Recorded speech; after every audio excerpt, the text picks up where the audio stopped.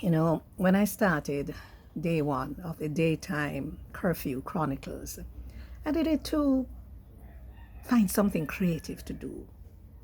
And I just wrote something. I put it on Twitter, then I put it on Instagram and on my Facebook page. But I realized it served a very important purpose. It helped to connect people. It helped to make the unusual circumstances a little easier to bear. And it perhaps allowed all of us, each of us, to understand that we're all of us in this thing together. What a way you see me in all my various stages. You see me yesterday, me a sweep up mango leaf. Well, it was ackee leaf. Me have the mango leaf them for to know. But what it also does, this COVID-19 new normal, is to make each and every one of us understand that we need to get back to basics. And what do I mean by that? We need to share who we really are with people. You know, we need to share how we really are with people. And here I am in Jamaica, but many of you are watching this from Canada, the United States of America, from the United Kingdom, and wherever else in the world, maybe Japan and China. And we go through COVID-19 quite differently. You know what I had to come to terms with? I don't live in a big grand house, but I have a house and I have a little yard, right? There are some people who are cooped up in apartments in places like New York, and when they are told to tanner them yard, same like some people here in Jamaica, in some of our crammed communities, where people live tight and close, it hard. It feel like you're going to go crazy. In Jamaica, because of our weather and so on, them can come out and stand up on the sidewalk. And of course, if you do that, I also say, obey the police, respect them. But when you're cooped up in an apartment in some first world country, you want to name first world country and have the temerity if you can call it third world. Anyway, so it brought me into this reality. But then I have always been like, I'm a country girl. I come from the rural parts of Jamaica. I'm from Clarendon. So I'm accustomed as a child to getting up early morning to go to spring for water, to cut up coconut to feed fowl, to tie out goat. And some of those things came back to me. You know, getting into your house and staying in there from 3 o'clock any afternoon until the following morning, rather than sit down and say, I am isolated. Why don't you say, hey, there are things I can do. There are things that you can tidy, things that you can look for that you haven't seen for years. You can learn how to cook something new or bake something if you have the ability to do that. And if you live in a different kind of situation, you can sit down and talk to people. I have always found talking to older people, oh my goodness, they have a wealth of knowledge. So whether it's in your own home and you have a grandma or an aunt or whomever, or even on the phone, because some older people live alone, we have to engage them on the phone. When I think about COVID-19, and by the way, this is history, 20, 30, 40, 50, 60 years from now, the same way we talk about the 1918 Spanish flu, we're going to be talking about COVID-19. But when I think about that, the closest I have to that is when I used to speak with my mother and my grandmother about World War II. You see, I was born in 1953. And so World War II would have been pretty fresh in their minds. They were thinking of things like hardships in terms of getting food, what was scarce, and so on. And many of the Jamaican folk songs came out of that period too, you know. But here I am, I decided to sit down quietly this morning. And oh, by the way, I'm going to put out the 2 bag garbage yet.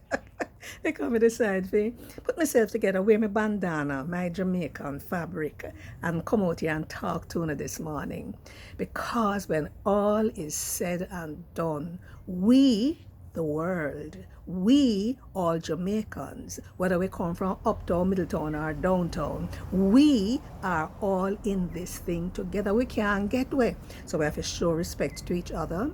We have to be kind to each other. We have to be understanding to each other's circumstances. And we have to know, so sometimes when you look on something, you know, really the way you think it is, because different people experience things differently. So I sit down outside of the house. That's why I hear vehicle pass by about 7:35 now, and you know the curfew let up at 7 this morning. So people will be going out to work and they'll be going to visit people in terms of checking on people, I hope, and supermarket and little things like that. But the My curfew chronicles is amazing how many people have connected with it. So I'm going to upload to my YouTube channel, and then I'll put it from there, link it to Instagram and Facebook and possibly Twitter. But you know, there's a Jamaican saying for everything in this world, and so many of them have come to me since this situation. And as they come to me, I'm just going to share. Monkey must know which part him I go put in tail before I order trousers. Monkey must know which part him I go put in tail before I order trousers. And there's a version. Goat must know the size of him before he swallow guinea seed. And what that is really saying, you know, we are in this situation that we have to work out how we're going to cope. How are we going to cope going forward? And another one, some people say they don't know it. Old woman a swear for Kalalu, and Kalalu a swear for run old woman belly. Yep. So we have plans. Oh, we're going to do this in 2020. Yeah, the bike man out there, them nice, you see. We're going to do this in 2020. But we never ever stop to say we're going to do it, God willing, or Dio volente in Latin, because we don't have control over our lives. No more than ever. COVID has made that very clear. Got a man a plan and got a wipe out. That's another thing that we say in Jamaica. But you know, it was just so good to get up this morning, not as early as I did 2 mornings ago when I was teasing up my vegetable garden and listening to the birds. And the rooster was crowing. You hear a dove cooing there. I don't know if you can hear it. And other birds around. And I give thanks. So in all of this, we need to give thanks in all of this. Some people might say, give thanks for what? Let me tell you something. You see, when you give thanks, you're able to cope better. When I get up in the mornings and I do my devotion, I give thanks. I give thanks to my friends. I give thanks for the opportunity to work. Now, I work for myself, basically. So I have to find new ways of creating employment and using the technology to help me. Sometimes people look at you and don't know your circumstances, you know.